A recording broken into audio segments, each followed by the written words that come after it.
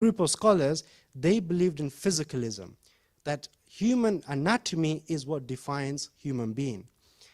There are Sufi scholars and many scholars who critiqued the Mutakallimun on this issue, and they were the anti-physicalists, amongst whom was Imam Ghazali rahimahullah, amongst whom was Imam Fakhruddin al-Razi rahimahullah. And they produced very airtight evidences to show that the human being cannot be the physical body. For instance, if I have an arm chopped off, does that reduce my humanity? It doesn't. Let's give you another example.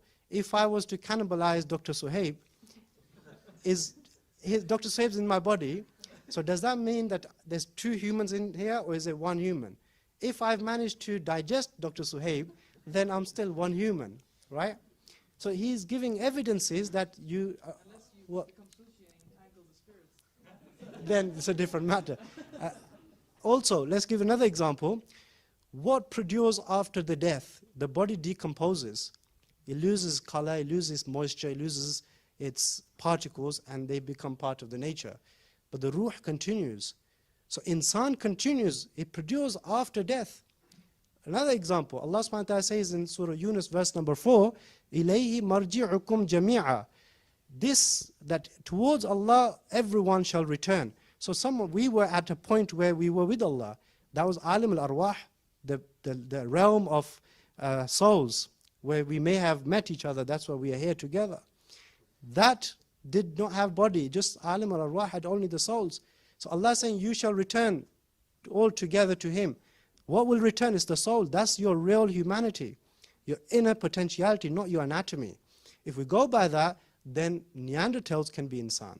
If we go by that, Heidelbergensis can be insan. If we go by that, it's up to the mufassir, or it's up to the scholar or theologian how far back he wants to stretch insan. He can stretch it back as like, Francisco Ayala, he takes it back to about 4 million years or even more. He can take it back to as far as, some other experts like, Bernard Wood, who takes it up to 1.9 million years. Depends how far back you want to take it. Some may just take up to Heidelbergensis on the basis that Heidelbergensis was a species that was the first species to do burials. That was the first species to use fire, stone.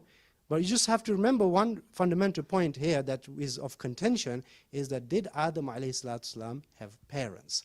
Now that's the issue that hits the chord here, because the rest of it is easy to solve. Did Adam have parents? Then there are other ways to solve this problem. One way is, you say Adam alayhi was sent while these hominoids or hominids were still on earth. And Adam alayhi was created as a special creation amongst them, who resemble them, and that's why the Quran is telling us, you're creating a creation that will cause blood and mischief, and they were referring to those hominoids.